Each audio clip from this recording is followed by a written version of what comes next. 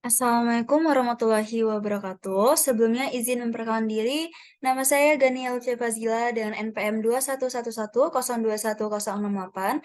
Jadi di sini saya akan melakukan running data sebagai tugas ekonomi mata kuliah Ekonometrika 2 yang diampu oleh Bapak Imam Awaludin SEMSI. Eh, di sini sudah langsung aja, di sini sudah terlihat data, di mana data ini merupakan data 10.1 dari buku Agus. Nah, di sini kita bisa lihat nih ada satu variabel terikat yaitu Y, di mana Y ini merupakan kepemilikan rumah dan 5 variabel bebas X1, X2 sampai X5, di mana X1 ini sebagai pendapatan, X2 sebagai status pernikahan, X3 sebagai jumlah anggota keluarga, X4 sebagai tingkat pendidikan, dan yang terakhir X5 sebagai umur kepala keluarga. Nah, langsung aja kita langsung pindah ke EViews. Jadi sebelum pindah ke EViews, kita harus copy paste dulu datanya untuk dimasukkan datanya ke EViews. Langsung kita buka EViews. Kita buka work file baru. Di sini kita pilih unstructured or undate di work file structure type-nya. Observation-nya diisi sesuai data yang kalian miliki. Di sini data 10.1 ini memiliki observasinya berjumlah 1000 observasi. Langsung klik OK. Nah, setelah itu kita langsung masukkan data yang sudah kita copy tadi dari Excel. Caranya masukkan datanya melalui klik quick, empty group, lalu di sini kita ke atasin dulu sampai mentok. Di sini kita langsung copy paste data yang udah kita ambil tadi dari Excel. Di sini udah terlihat ya, ada Y lagi X1 sampai X5. Oke. Di sini kita boleh deh dikasih nama name data. Oke, langkah pertama kita akan cari logitnya dulu. Caranya gimana sih? Jadi yang pertama, kita klik dulu nih Y-nya, variabel terikatnya dulu yang diklik. Setelah itu, sambil kita klik CTRL, kita klik semua variabel bebasnya dari X1, X2, sampai X5. Setelah itu kita bisa lepas CTRL-nya, kita klik kanan, lalu open as a question. Oke. Setelah itu, kita pilih metodenya dulu. Di sini, metodenya masih least squares. Kita pilih dulu binary choice. Karena di sini logit probit itu dalam bentuk metodenya binary choice. Nah, kata saya tadi pertama itu kita logit dulu, makanya kita pilih dulu logit. Setelah itu, C ini menggambarkan konstanta. Jadi, C ini bisa kalian taruh di akhir, ataupun bisa taruh juga di antara variabel bebas dan variabel terikatnya. Jadi, bebas di mana aja. Setelah itu, klik OK. Oke, di sini sudah terlihat datanya. Kita bisa name dulu. Kita bisa kasih nama logit aja. Sorry. Logit.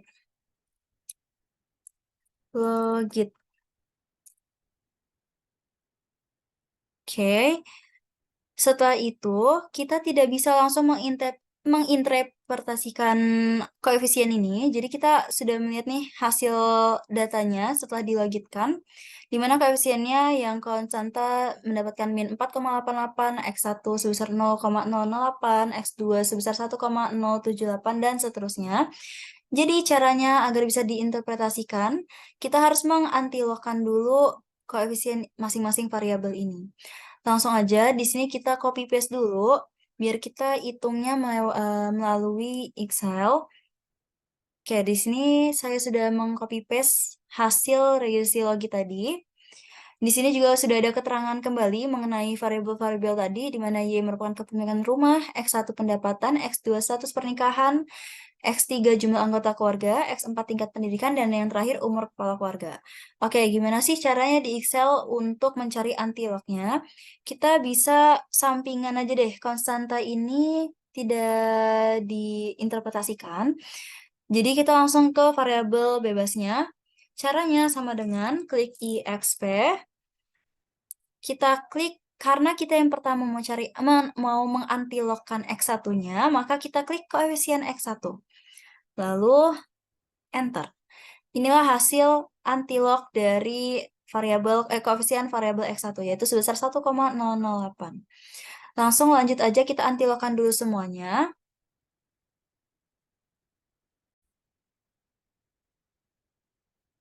Oke, setelah kita mengantilogkan semua koefisien variabel bebas, kita masih belum bisa menginterpretasikannya. Jadi hasil antilog ini kita harus mengurangkannya dengan angka 1. Jadi antilog dikurang 1, lalu dikali 100%. Jadi misalkan untuk variabel X1 sama dengan, kita bisa klik angka antilognya yang mau kita kurangi 1, kurang 1, tutup kurung, dikali 100%. Oke. Jadi hasilnya setelah koefisien variabel X1 diantilogkan hasilnya 1,008, lalu dikurangi 1, antilog ini dikurangi 1 dan dikali 100% menghasilkan angkanya menjadi 0,85%. Lakukan begitupun sampai X5. Antilog dikurang 1 dikali 100%.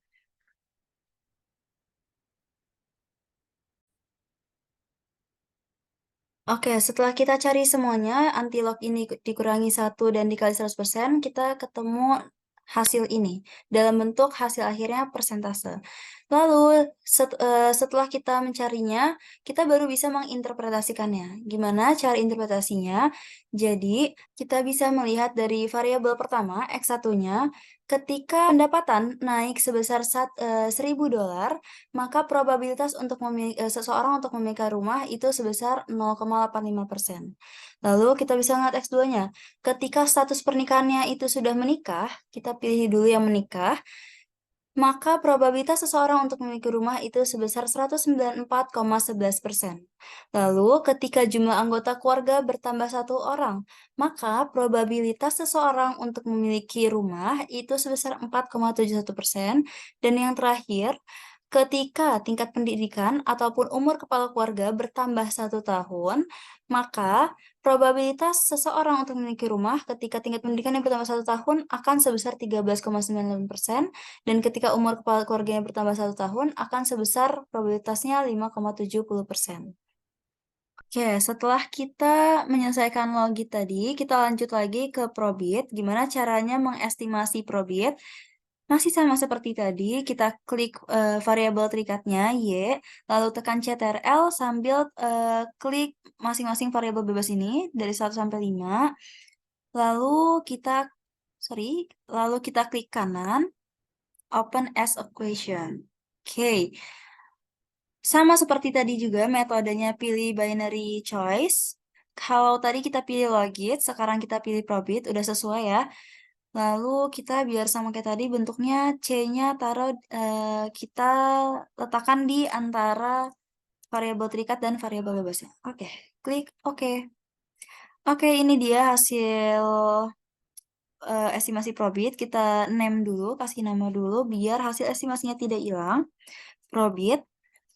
Nah, probit ini sama seperti logit, bahwasannya hasil koefisien variabel-variabelnya ini tidak bisa langsung diinterpretasikan secara langsung, tapi kita harus menghitung perubahan nilai probabilitasnya atau marginal effect-nya.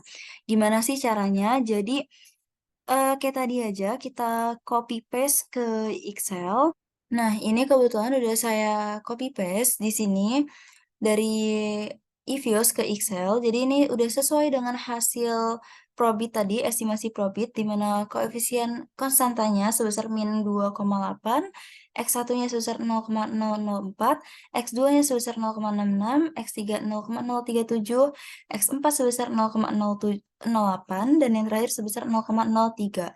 Nah, di sini gimana sih caranya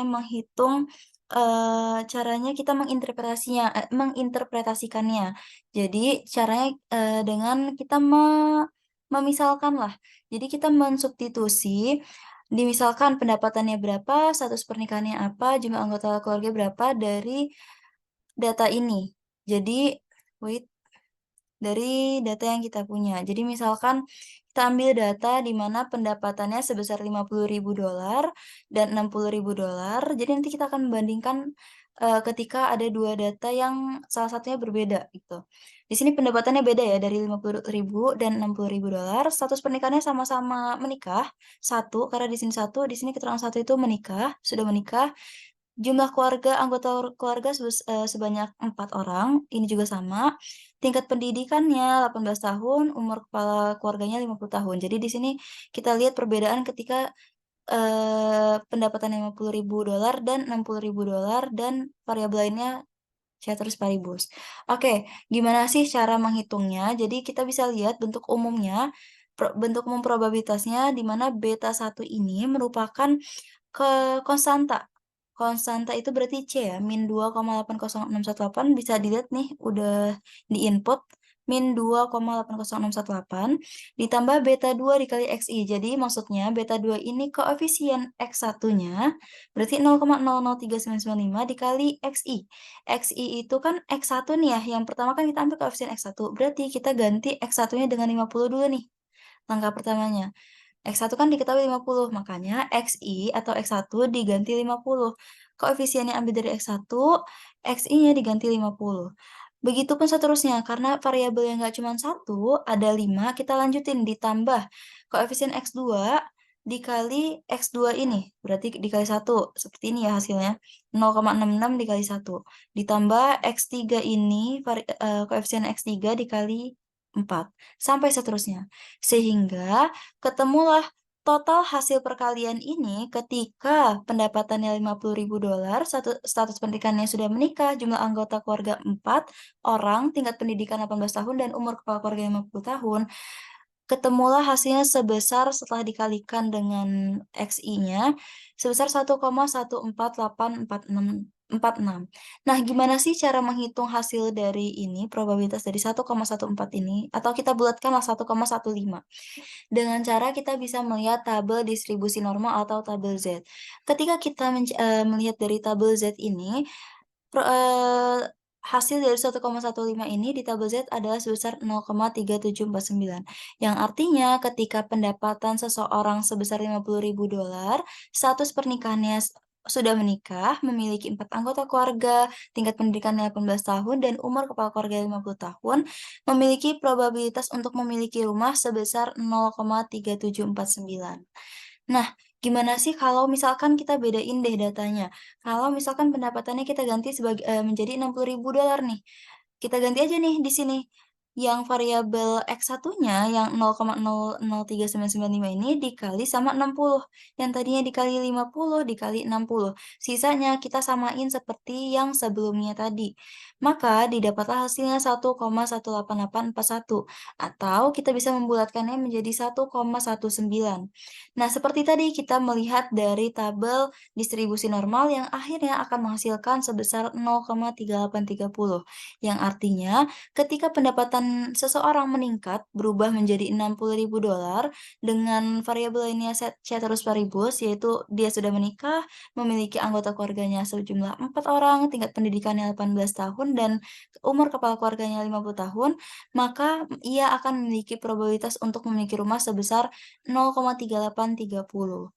Jadi, untuk menghitung atau menginterpretasikan hasil probit ini, tinggal kita memasukkan, sesuai data nih, pendapatannya berapa, status pernikahannya apa, jumlah anggotanya berapa, tingkat pendidikan dan umur kepala keluarganya berapa tahun, dikalikan dengan koefisien-koefisien variabel dan akan menunjukkan hasil probabilitas seseorang untuk memiliki rumah.